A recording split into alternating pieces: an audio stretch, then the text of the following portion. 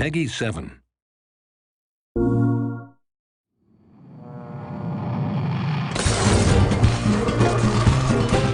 Vita's a new console, so we thought it'd be really cool to make a totally new game to go with that.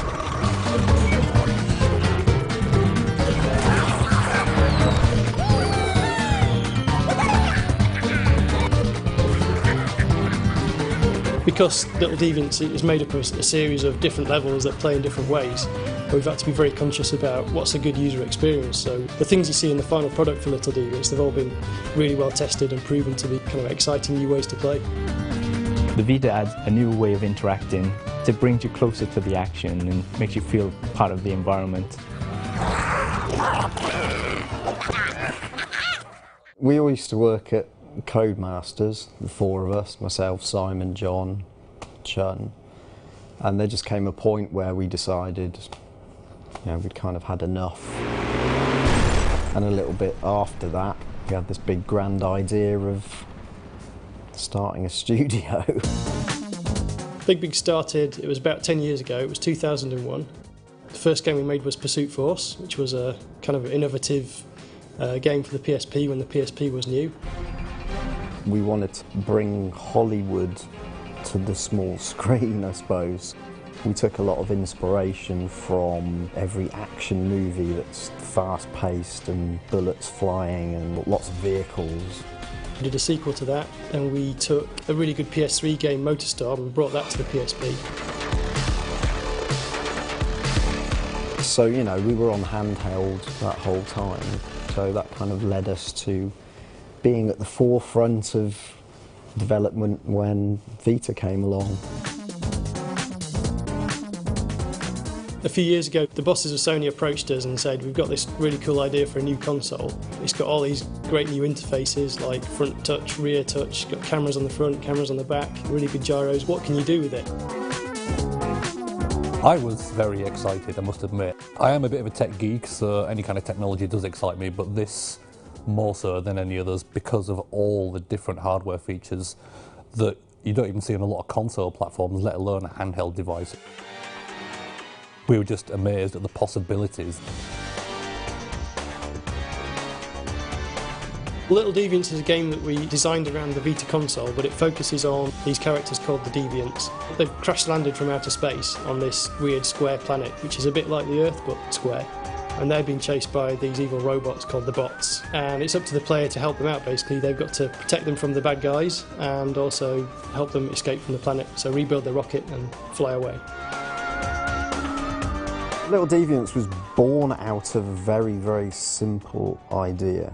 Imagine a piece of cloth that's stretched and you place a ball on it, and then you just, don't like to use the phrase touching cloth, but it works. So you sort of poke the cloth underneath and make a hill and the ball rolls around.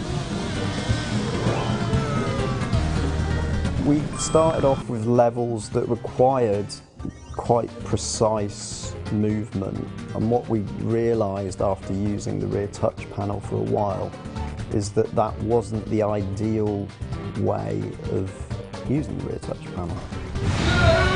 Whilst it still worked, not everyone could completely get to grips with it, so we felt that making a whole game based around that mechanic was probably the wrong direction to go in.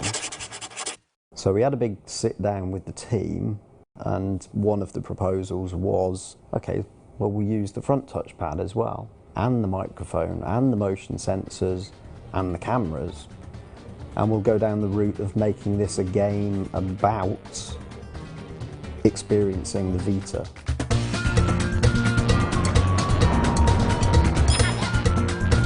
We didn't really want to present Little Deviants as a bunch of mini-games. We want it to be a flowing, story-based experience. When you start off, you've only got a few levels available. You progress through the story, you unlock new levels, and eventually you end up helping the Deviants get rid of the evil bots and escape from the planet. The augmented reality games make use of the rear-facing camera. So when you're playing a game, what you're actually seeing is the environment that you're in on the screen with the various game elements overlaid on top. So it looks like the actual game itself is actually invading your world. The game's played in a full 360-degree arc. You're in there, immersed with them, interacting with them. Great lot of fun and very, very frantic. With the original concept, the Deviants started out as just ball-shaped characters.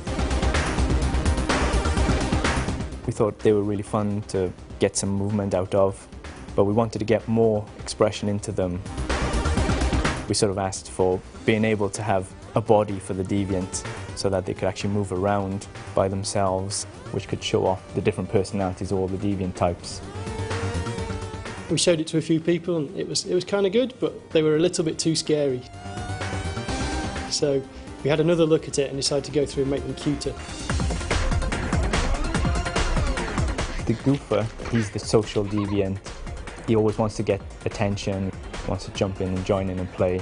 The way we animated him was to just have him bouncing everywhere. He's running around with his tongue out all the time, like a puppy dog. He's got quite a short attention span, so he wants to be entertained all the time, and it gets into mischief quite often. Pyrus can be quite moody and explosive, but best to describe him more like a teenager. Underneath that tough exterior, he's quite vulnerable. Nucleo is this hyperactive, crazy-eyed, slightly mad deviant. He loves breakdancing.